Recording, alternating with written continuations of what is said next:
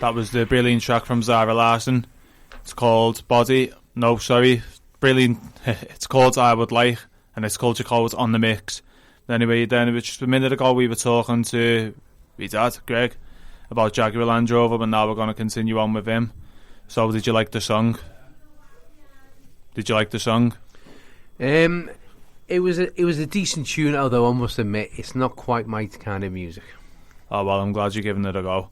Well, anyway then, so if you could just tell us, going back to where we was on to before in Jaguar, what is your role in the job exactly and what you do? At the moment, I'm in a department which is called the Trim and Final Department, which is where the car, all the final parts of the car and everything comes together. So we get an empty sort of painted body shell, and then we put everything in it. So all the engines, all the axles, all the underbody, all the trim, all the seats, everything like that. We put it all together, and I'm one of the manufacturing engineers actually within there, and I look after one half of that area, so the trim area, and I look after engineers who each look after one of the lines. So there's basically 4 main lines in the trim area. There's about 10 lines in total which the car goes along. Oh, it sounds like a lot to keep up with, doesn't it?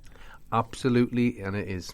Well, I suppose the years after experience, you probably get used to these kind of things. But as for someone who's just new to all this, if you were, like, say for me, you've never worked in anything like that, and you've just told me all that, I wouldn't have a clue where to start. Well, obviously, unless someone's used to it or coming from the automotive industry or a similar industry, you wouldn't just throw them in the deep end. And normally, if you're what we class as an associate, someone who's come to work on the line, they just start off on a single process where they learn the job. They get training. No, you wouldn't expect to throw anyone just into a job and without any training. But as you say, they get inducted and then they get trained and then they get practice and they just develop the skill. And then as and when they develop, if they got the ability, they can rise up through the ranks and they can, take on more roles and actually progress through Jaguar Land Rover.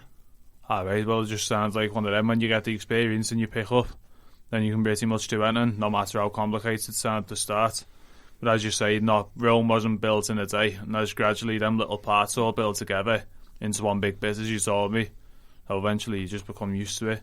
But talking about that, what do you enjoy most about working in JLR? Well, something we just touched on there, really. I mean, I like to be sort of engaged mentally. I like a fast-paced environment, things happening, a lot going on. I like being challenged. So you definitely get that in the automotive industry.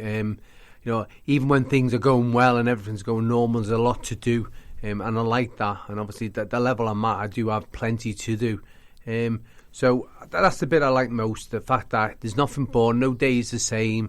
You can do a lot of different things and you'll always be mentally stimulated. So how serious do JLR take coming in on time? Well, it's absolutely crucially important. I mean, just to give you an idea, some of the processes that we run, because of the nature of the job, we build a car within a very short period of time. So off the production line, we build something very, very quickly. So every single second is actually crucial. And it's important to build up habits and the right culture within the company. So timekeeping and doing things properly and following a process is a very key important part of the automotive industry. If that's not the kind of thing you're good at, then I suggest you take up basket weaving or something. But in that industry, it's very important. Well, and as I say, obviously it's not just like that as where you rely on yourself. Sometimes maybe in other job roles you got to rely on other people.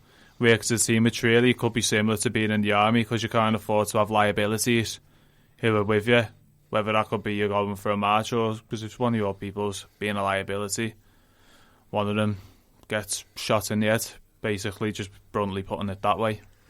Yeah, definitely in the military, teamwork is very important and being able to trust each other. And the same goes in the automotive industry. Everyone's got a process and everyone's got rules and guidelines. Well, not even guidelines, procedures they must follow. All right, and the more we can trust people to do that job, the less we spend on checking that they're doing the job properly, and obviously the better the profitability of the company. Well, thanks for telling us about that. I'm sure people who are listening might have an idea. Maybe if you might be going into Jaguar himself. But anyway, then we're going to continue on after the brand new track from Racing. This is called Rhino.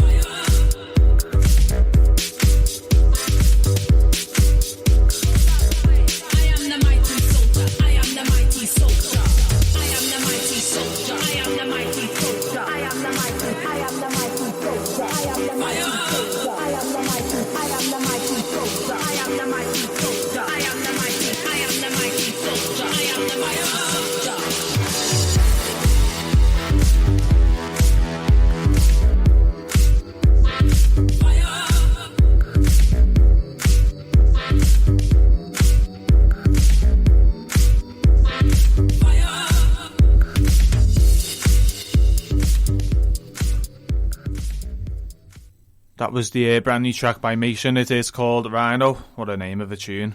So then if you're interested in listening to that track today, then let me know if you've seen a rhino.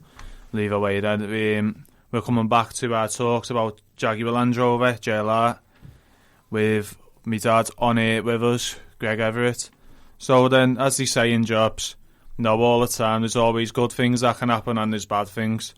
But if you were just to share what's your most positive experience that's happened to you while working in JLR? I suppose it's been two. I've been lucky enough in JLR that I've had a couple of promotions, and obviously when you're promoted and you're given a role, it's nice because it's recognition and it's a reward for your hard work. But I suppose probably one of the most positive experiences and one of possibly a strange one and an unexpected one was one where I was leading the audit team, and we had a team of external auditors come in, and it was quite a task closing all the what we call non-compliances off and fixing everything and getting it all fixed. And I had to coordinate it over the course of about a month, and it was quite intensive. And I dealt with everyone in the factory, and to report out to the senior management. So basically, the senior cabinets, as they call themselves, in the main conference room. I went to report there just to let them know that things were closed and everything. And he just spontaneously burst into a round of applause for me, which absolutely stunned me, into silence. People who know me will know that's quite a difficult thing to do. And it was really nice because that was all the senior members recognised, a particularly sort of difficult task I'd done. And it was a really, really positive experience. It sounds brilliant. I mean, I can't imagine how it feels like. If you're someone as big as the Prime Minister, when you're coming out and you got your own fans who are clapping, or when you see all these stupid celebs with all the paparazzi, always clapping for them. It's got to be. I'm not comparing you to whatever, of course, not your work in JLR for Christ's sakes, but I mean, what I mean is, though, it's got to feel good, though, you know, the warm feeling, you know, everyone applauding you, you know, all the recognition that you must get behind you. Well, as you just said, it's recognition. Anyone, you know, recognition can be small things and be big things. I mean, that was something unexpected. That's what made that particularly special. But it does remind you as well because, all right, I was being recognised by the senior management, but you come out and when you feel so positive about it, it's good to remember that when you're in your own team and you've got people underneath you, and if you feel good, make them feel good as well. You know, do the same thing, recognise them. Yeah, I couldn't agree more with you. But no, as we say, your most positive experience, as we always say, that jobs can have its bad toll. What's your most negative experience? I tell you what, it was last week, and you know what happened? I went to the shop and he ran out of double deckers. Well, there's nothing worse than a double deckers. As we can all see, priorities are in order. I tell you what, and it was a particularly hard Friday afternoon, and he ran out of double deckers. I wasn't impressed. Oh well, I think I can relate to that because I would have been very disappointed. Not happy one bit. Well then, anyway, so talking about that.